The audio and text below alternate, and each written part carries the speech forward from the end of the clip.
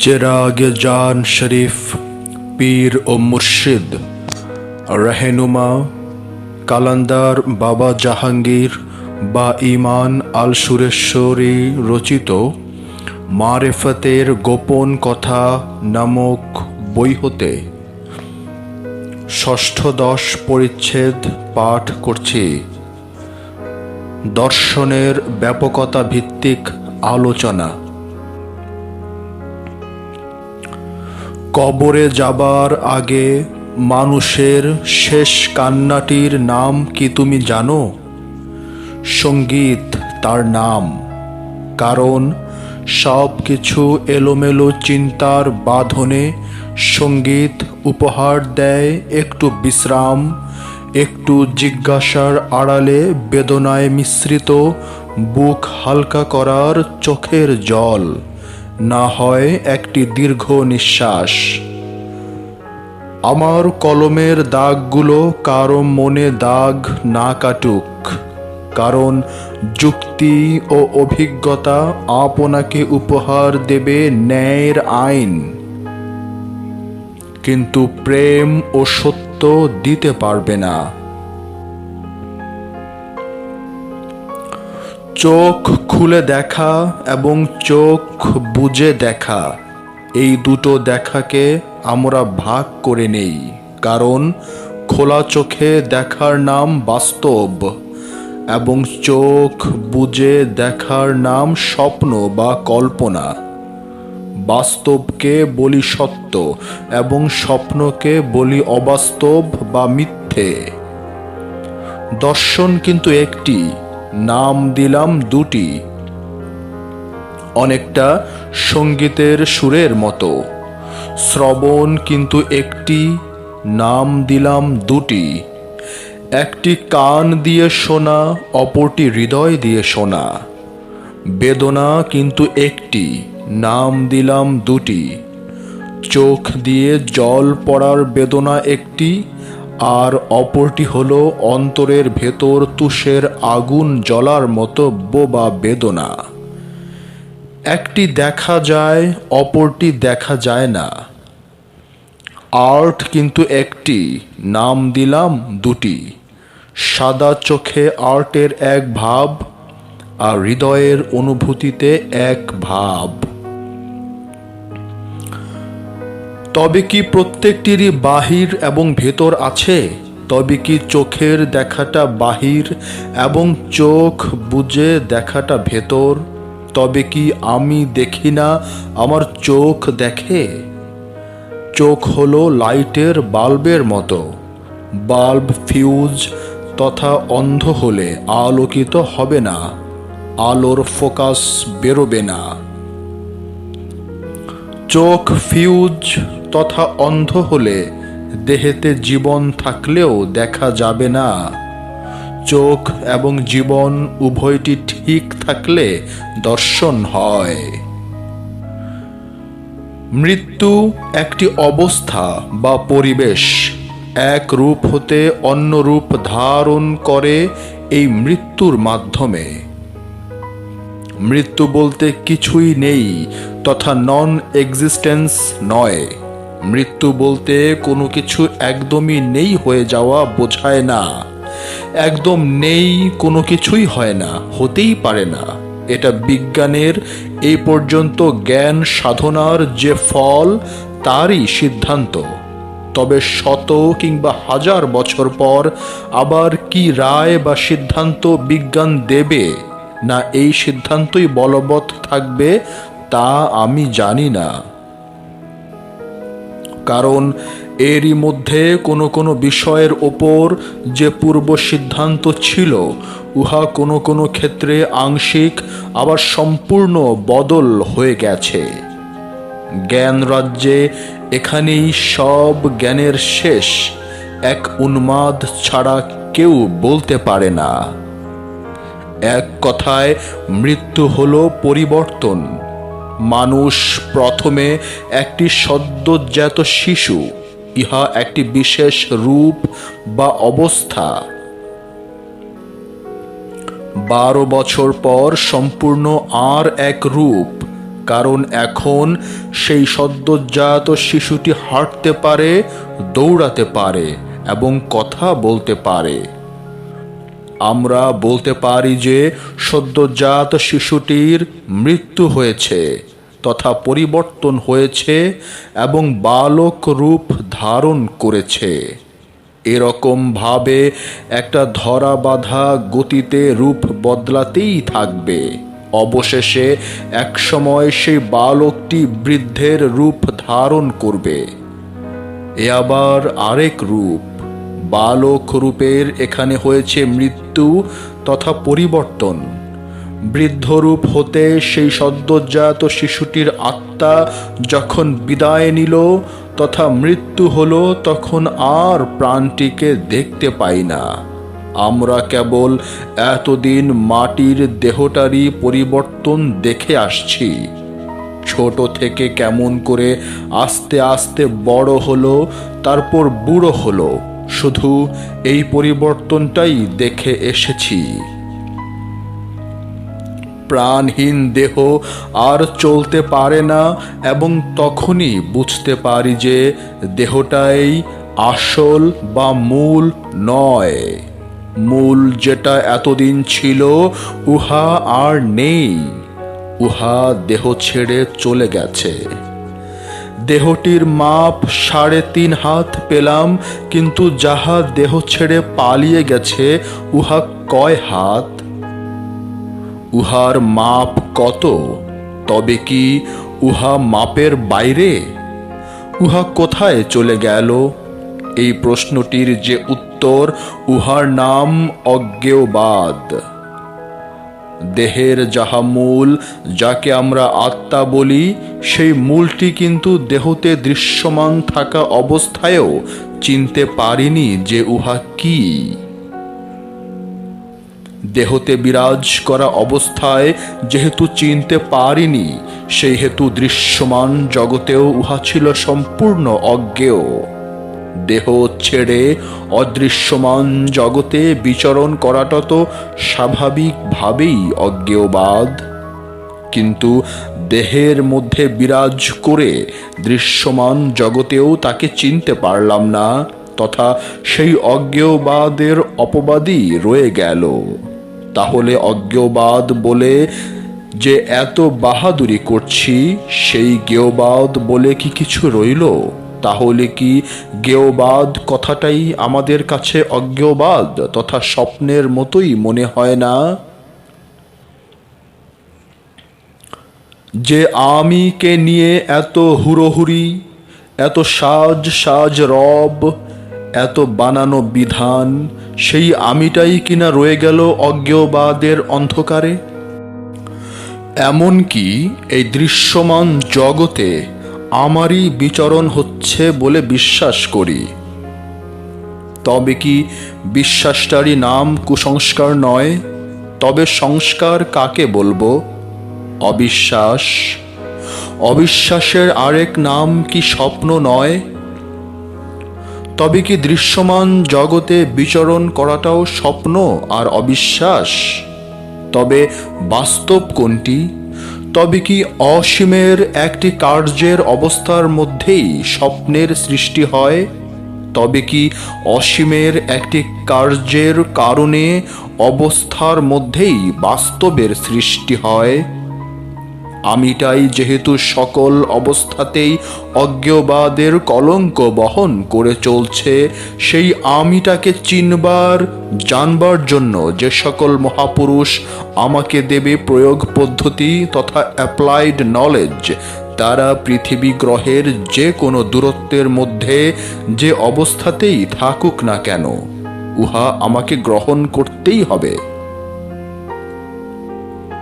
কারণ সেই আমার প্রকৃত বন্ধু, যিনি আমাকে শিক্ষা দেবেন কোরআন পাকের একমাত্র শিক্ষা। আপনাকে চেনো, তাকে নবী, রসুল, ওলি, পীর, মুর্শিদ, দয়াল, অবতার, দার্শনিক, বিজ্ঞানী, তা যে নামেই ডাকা হোক না কেন, সেই আমার প্রকৃত বন্ধু। কারণ নিজেকে চেনার প্রয়োগ পদ্ধতির আশায় যারা নিজেকে চেনার প্রয়োগ পদ্ধতি না দিয়ে অন্য রাস্তায় যেতে বলে, তারা যত বড় মহান, জ্ঞানী আর মহাপুরুষ রূপেই বিরাজ করুক না কেন, আমার কাছে ততটুকু গ্রহণীয় নয়।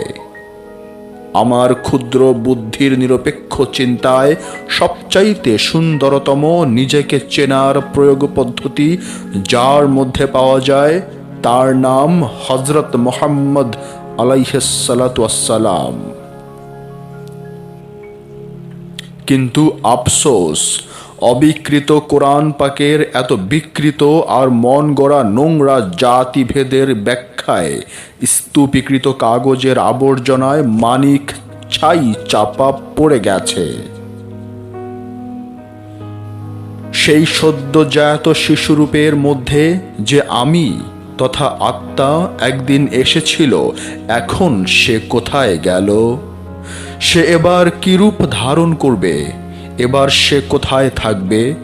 যেখানেই থাক না কেন, সেখানেই কি দিন রাত্রির হিসাবে কোটি কোটি বছর থাকবে, না আরও বেশি? না আবার আমাদের মধ্যে ফিরে আসবে? আসলেও কোন রূপ ধারণ করে আসবে? না আর আসবে না? আমি নামক আত্মাটি আবার আসুক বা না আসুক, কিন্তু পৃথিবীতে দেহ নামক পদার্থের গঠনের মধ্যে যতদিন থেকে গেছেন, সেই সব বাস্তব ঘটনাগুলো যা সে এতকাল দুচোখ ভরে দেখেছেন, শুনেছেন, অনুভব করেছেন, সেগুলো কি তার কাছে এখন চোখ বুঝে আমরা যেমন স্বপ্ন দেখি সেরকম মনে হচ্ছে না? এই দেহ নিয়ে বাস করা জীবনটাকে ঘুমে স্বপ্ন দেখে জেগে ওঠার মতোই কি তার কাছে মনে হচ্ছে না? আজ যা তার কাছে কঠিন বাস্তব বলে মনে হচ্ছে, কাল তাই তার কাছে সম্পূর্ণ স্বপ্ন মনে হবে না। তাকে আমরা আর দেখতে পাই না, তার কারণ দেহ নামক কবর হতে সে বিদায় নিয়েছে। আসলে ইসলাম দেহটিকেই কবর বলেছে, মাটির গর্তকে কোথাও কবর বলাই হয়নি। তবে সাধারণ মানুষ যদি বলে মাটির গর্তটি কবর, তবে আমি তাদের সঙ্গে একমত। এমন অনেক কিছুই আছে যা চোখে দেখা যায় না, অথচ সব সময় আছে। যে দধি আমরা খাই, উহার সম্বন্ধে কি আপনি কিছু জানেন? অনুবীক্ষণ যন্ত্র দিয়ে দেখলে দেখতে পাবেন অগণিত পোকা কিলবিল করছে। এই বাক্কা দৃশ্য দেখার পর অনেকেই তওবা তওবা করে দধি খাওয়া ছেড়ে দিয়েছে। যেহেতু এই পোকাগুলো চোখে ধরা পড়ে না, সেহেতু মনের ওপর তেমন কোনো রেখাপাত করে না। যেহেতু দেহ হতে আমি বিদায় নিয়েছি এবং যেহেতু আমি আর চোখে ধরা পড়ছি না, সেই হেতু আমিকে জানার সীমানা যেন শেষ হয়ে গেল মনে হয়। জানবার সীমানা দেবার অধিকার আপনার নেই, বরং বলতে শিখুন আমি জানি না। এখানে এসেই দেখতে পাই অনেক বিদ্বান ব্যক্তি ভণ্ডামি করে বসেন। জানি না বলে অকপটে দার্শনিক সক্রেটিসের মতো খুব কম পণ্ডিতই স্বীকার করেছেন। পণ্ডিত ভাইদেরকে আবার অনুরোধ করব, আপনারা ভুল করুন, তাতে তেমন দোষ নেই, কিন্তু এখানেই শেষ, আর নেই বলে ভণ্ডামি করবেন না। আপনি মানুষ, ভুল আপনার স্বাভাবিক, কিন্তু ভণ্ডামিটাই কি অস্বাভাবিক নয়? যেহেতু আপনি যা আপনার ক্ষুদ্র বুদ্ধি দিয়ে বুঝলেন উহাই সত্য তথা সহি, আর যেহেতু যা আপনি আপনার ক্ষুদ্র বুদ্ধিতে বুঝতে পারলেন না উহাই ভুল তথা জয়ীফ বলে রায় অথবা সিদ্ধান্ত টানা ঔদ্ধত্য আর অহংকার। সেই ঔদ্ধত্য আর অহংকার বহু পণ্ডিতের মন মগজে বিরাজ করত বলেই হযরত মুহাম্মদ আলাইহিস সালাতু ওয়াস সালাম এর বহু গোপন বিজ্ঞানময় রহস্যপূর্ণ বাণীগুলোকে অসত্য সত্য তথা জয়ীফের অপবাদ দিয়ে ধ্বংস করে দেওয়া হয়েছে। ইসলামের ইতিহাস এই কথাই আমাদেরকে জানায়।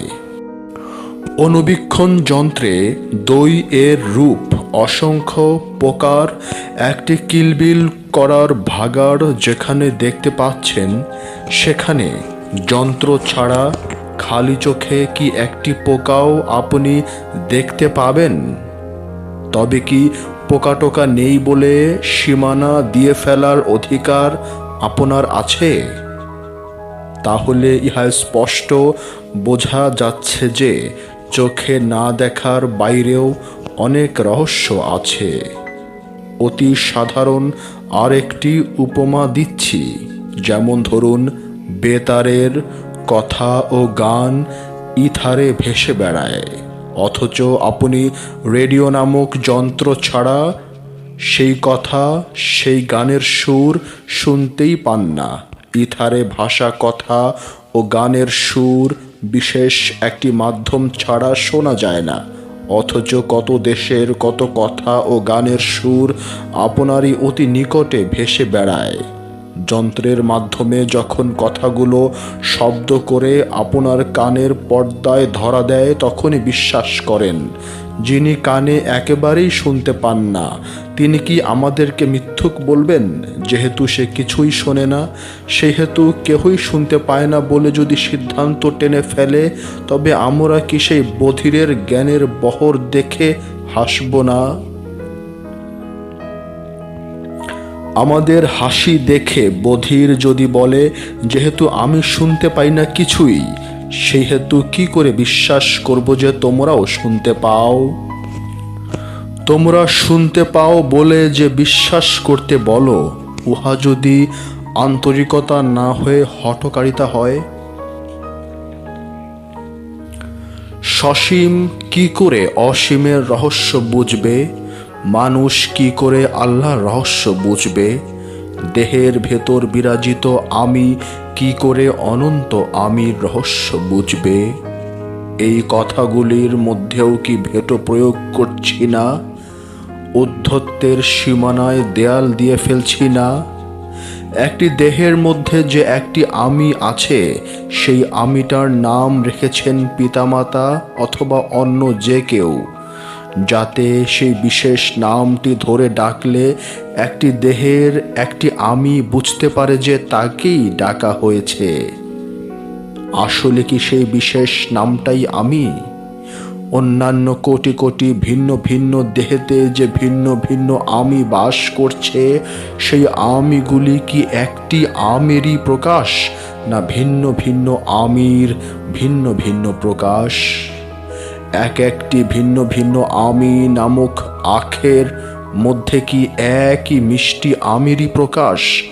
ভিন্ন ভিন্ন করল্লার মধ্যে কি এক তেতরি প্রকাশ? ভিন্ন ভিন্ন সোনার অলঙ্কারের মধ্যে কি এক সোনারই প্রকাশ? ভিন্ন ভিন্ন প্রদীপের মধ্যে কি এক আলোরই প্রকাশ? ভিন্ন ভিন্ন পদার্থের মাধ্যমে প্রদীপ জ্বালানো যেতে পারে, যেমন কেরোসিন, সরিষা, তিসি, ঘি, গ্যাস, বিদ্যুৎ ইত্যাদির প্রদীপ।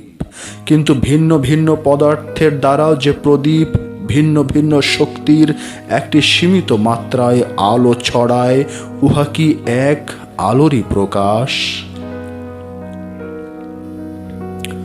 অসীম একটি মুহূর্তের তরেও থামে না। ভবিষ্যৎ মুহূর্তে হয় বর্তমান, আবার বর্তমান মুহূর্তে হয় অতীত। অনন্ত ছুটে চলার গতির মধ্য দিয়েই নবনব রূপে তথা আবর্তন বিবর্তনের মাধ্যমে সসীমকে তথা আমাদেরকে প্রতিটি মুহূর্তেরও কোটি কোটি ভগ্নাংশে জানবার বুঝবার জ্ঞান দিয়ে অবাক করে চলেছে। যত অবাক করে দেয় সসীম, ততই অসীম যেন ক্ষুধার্ত সিংহের মতো নতুনের শিকার খুঁজে বেড়ায়। এ খোঁজার যেন আদি নেই, অন্ত নেই। মানুষ যেমন ক্ষুদ্র বস্তু নিয়ে খেলার আনন্দে মেতে থাকে, অসীমও মনে হয় সসীমকে নিয়ে খেলায় মেতে চলছে। প্রিয় তার প্রেয়সীর মান অভিমানে পায় জটিল প্রশ্ন তুলে রাখা খেলা না অভিলাষ? নিজেকে কেমন করে চিনতে পারবো প্রশ্ন করেন সসীম মানুষ।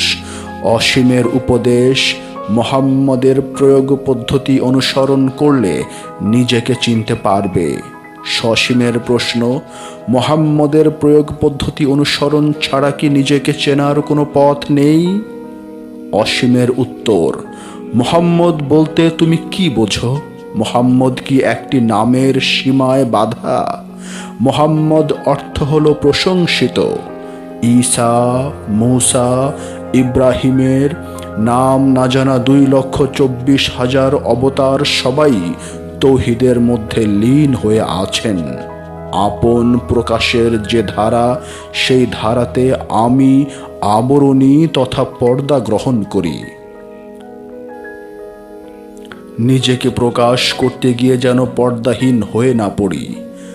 মানুষ মোহাম্মদ তো আমারই আবরণী, যে আবরণীর মাঝে আমারই প্রত্যক্ষ খেলা, উহাই প্রশংসিত। আমি প্রভু, আবার আমি দাস। আমার দাসত্বের যোগ্য আমি, তাই আমার সেজদা আমিই করি। কেবলমাত্র আমার এক এক রকম প্রকাশ ও বিকাশের এক এক রকম মর্যাদা ফুটে ওঠে।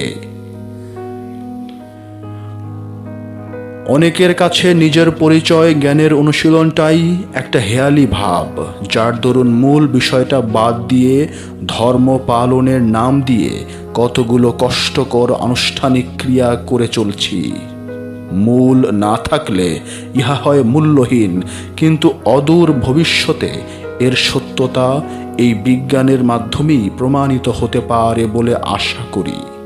কিছুদিন আগেও মানুষের চাঁদে পা রাখাটা ছিল অসম্ভব ব্যাপার।